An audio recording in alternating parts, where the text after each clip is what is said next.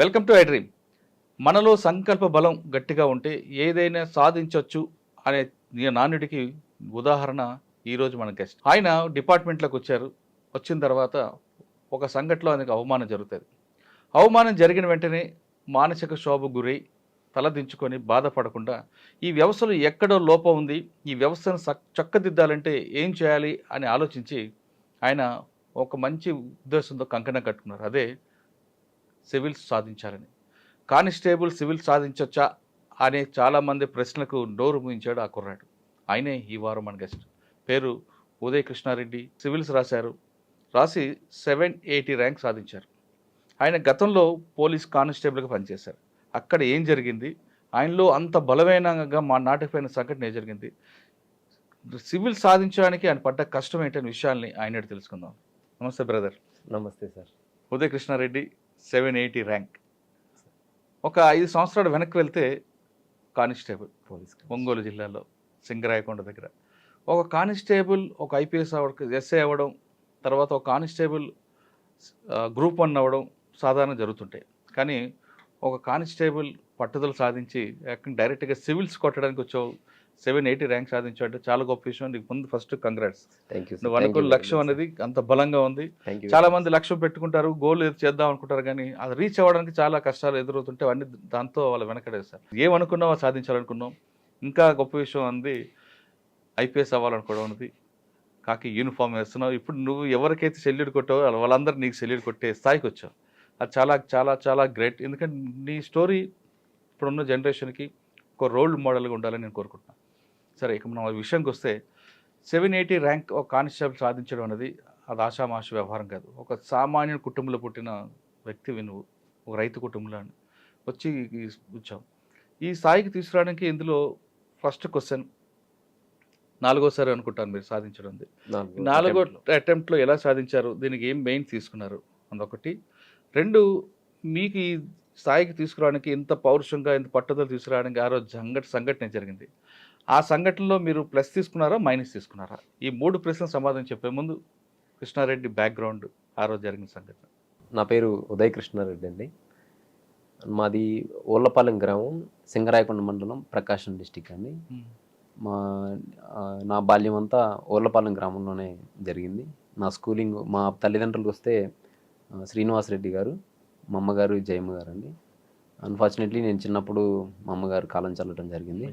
అదేవిధంగా నాకు 17 ఏళ్ళు వయసు ఉన్నప్పుడు, 17-18 సంవత్సరాల వయసు ఉన్నప్పుడు మా నాన్నగారు కాలం చల్లడం జరిగింది.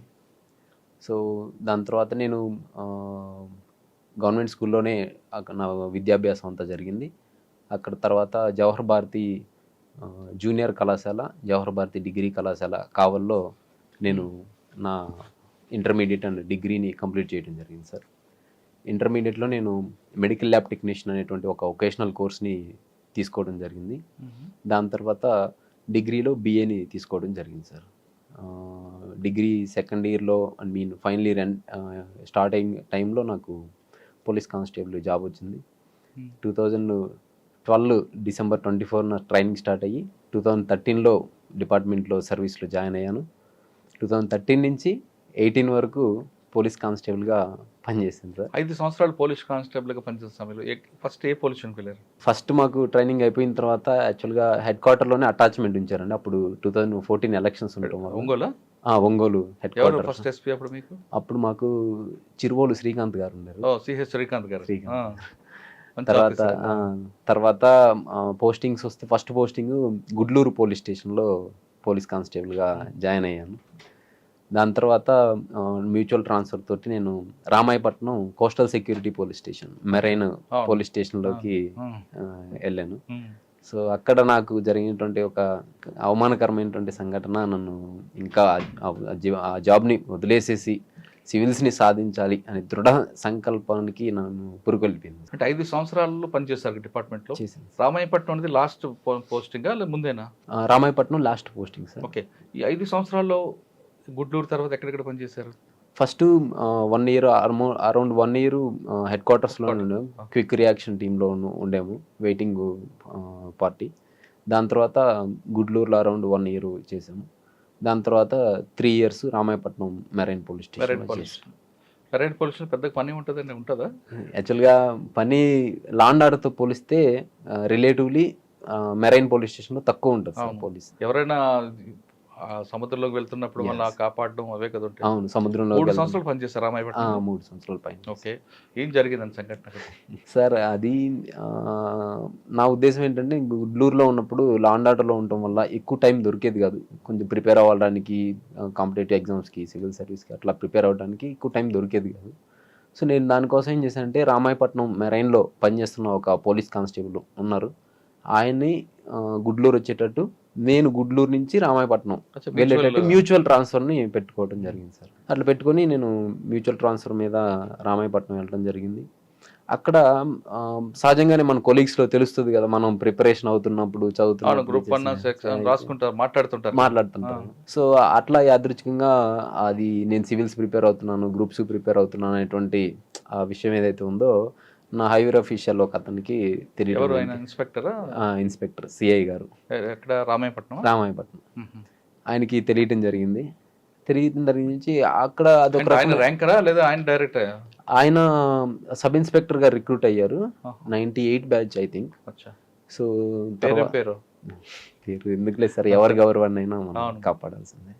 సో అందుకని నేను పేరుని డిస్క్లోజ్ చేయట్లేదు. బట్ ఆ సంఘటన జరిగినప్పుడు ఒక 60 మంది కానిస్టేబుల్స్, నా తోటి కానిస్టేబుల్స్, హోమ్ గార్డ్స్, ఏఎస్ఐలు, హెడ్ కానిస్టేబుల్స్ వీళ్ళు ఉన్నారు. సో ఆ 60 మందికి ఆ వ్యక్తి తెలుసు. అంటే ఏం జరిగిందంటే అట్లా నేను ఆ సివిల్స్ ప్రిపేర్ అవుతున్నాను అనేటువంటిది అది ఆ సిఐ గారికి తెలిసినప్పుడు ఎందుకు ఆయన సమ్ పర్సనల్ గ్రడ్జ్ అనేటువంటిది ఆయనకి డెవలప్ అయింది. అయిన తర్వాత నన్ను కొద్దిగా పర్సనల్గా టార్గెట్ చేసి చేయటం అనేటువంటిది జరిగింది. అయితే దాని ముందు నుంచి కూడా కొన్ని చిన్న చిన్న చెదురుమదురు సంఘటనలో నన్ను పర్సనల్ టార్గెట్ చేయటం, నా ఎగ్జామ్స్ ఉన్నప్పుడే డ్యూటీలు వేయటం, ఇటువంటి చేయటం జరిగింది. పర్టికులర్గా ఆగస్టు 11, 2018 రోజు జరిగిన సంఘటన ఏంటంటే, నేను వస్తానికి కొంచెం ప్రతి శుక్రవారం డ్రిల్ జరుగుతుంది, నేను కొంత లేట్గా ఫ్రైడే మార్నింగ్ జరుగుతుంది. అయితే ఆ డ్రిల్కి లేట్గా వెళ్ళిన సందర్భం అది. అట్లా ఒక 10 నిమిషాలు 5 నిమిషాలు 10 నిమిషాలు లేట్గా వెళ్తే ఆయన ఉండి, సార్ గారు వస్తున్నారు, కాబోయే ఐఏఎస్ ఐపీఎస్ గారు రండి సార్, మీకు డిసిప్లిన్ నేర్పియాలి, మీరు రండి అని చెప్పి సర్కాస్టికల్గా వ్యంగ్యంగా మన ఆత్మస్థైర్యాన్ని దెబ్బతీసే విధంగా మాట్లాడటం జరిగింది. నేను వెళ్ళిన తర్వాత సార్ గారికి డిసిప్లిన్ నేర్పించాలి, మీరు సార్ గారికి మీరందరూ ఇంకా డ్రిల్ చేయొద్దు, సార్ గారికి స్పెషల్గా 1 hour డ్రిల్ చేయించండి అని చెప్పి నా కోసంగా ప్రత్యేకంగా ఒక ఏఎస్ఐ గారిని పెట్టి అందరు చూస్తుండగా నన్ను డ్రిల్ చేయించడం జరిగింది సార్. ఒక్కరికి అంటే చేపిస్తున్నప్పుడు సహజంగా ఎట్లా ఉంటుందని ట్రైనింగ్లో ఈ డ్రిల్ పనిష్మెంట్స్ అనేవి ఉంటాయి. లేదంటే ఏదైనా లేట్ వచ్చి సివియర్గా ఏదన్నా